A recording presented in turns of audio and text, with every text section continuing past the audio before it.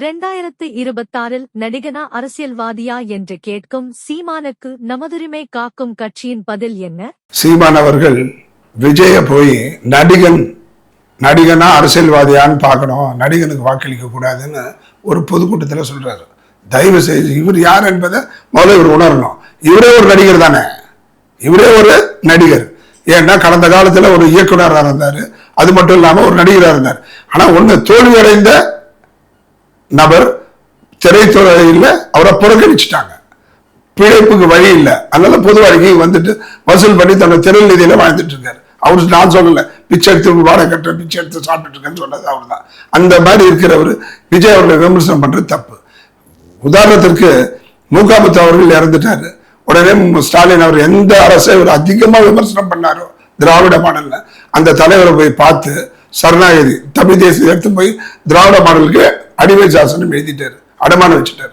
ஏன்னா சுப்ரீம் கோர்ட்ல விஜயலட்சுமி கேஸ் வந்துருச்சு, அது தண்டனை உறுதி.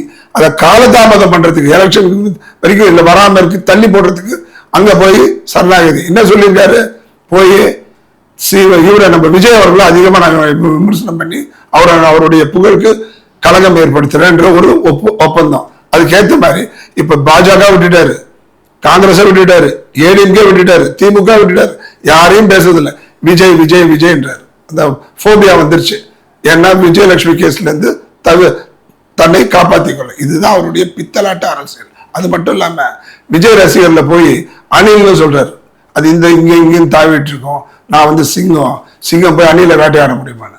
நீ சிங்கம் புலிலாம் கிடையாது, உன்னை அது மாதிரிலாம் சொல்லிக்காது. நீ ஒரு குள்ளநெறி நிச்சயமாக அணிலை வேட்டையாட முடியாது.